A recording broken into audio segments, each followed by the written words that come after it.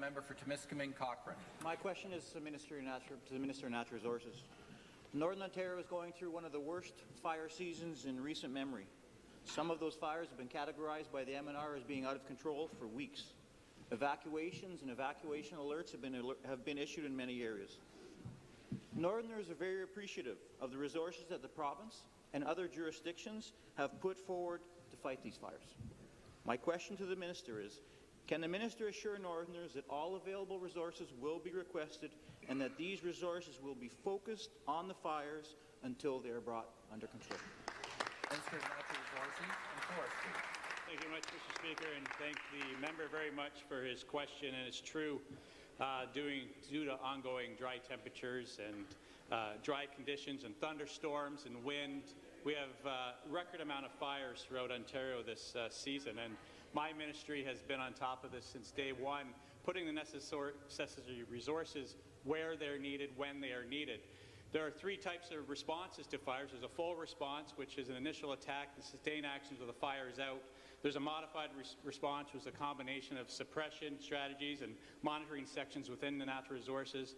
And there's a monitor response to assess and determine any additional responses needed. And my ministry is on top of these, working day in and day out, and we have called out to our other jurisdictions across the province, across the country, across the United States and Mexico to work together to bring these fires under control. And we will continue to support our frontline fire crews fighting these fires day in and day out until they are out, Mr. Speaker.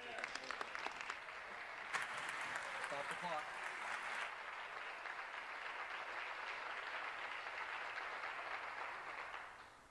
You start the clock. Supplementary.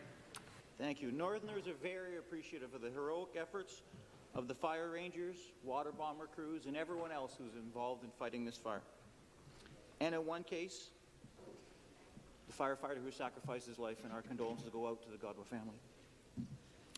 Many volunteers and community groups have also stepped up to the plate. For some, like tourist camp operators, forestry contractors, and one farmer I know who might have to evacuate his dairy herd because of the evacuation notice, their economic survival might be at stake because of this. Can the Minister assure them that the province will institute emergency measures to help them survive this economic disaster? Thank you, Mr. Speaker, and thanks to the member for the supplemental.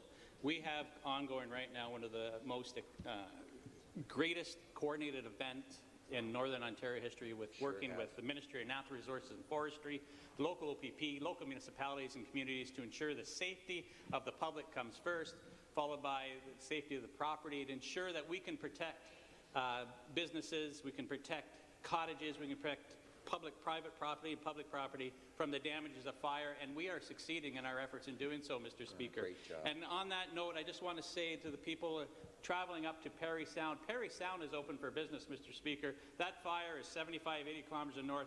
I think people going out this weekend to ensure to continue to go to those areas, go to ontario.ca, see where the restriction areas are placed. But when you do go to the north, start spending some extra money, because those people need the economic support that we are doing to give them. So, Mr. Speaker, the member opposite, we will continue to fight these fires, we will keep the public safe, and we will keep property safe. Thank you very much, Mr. Speaker.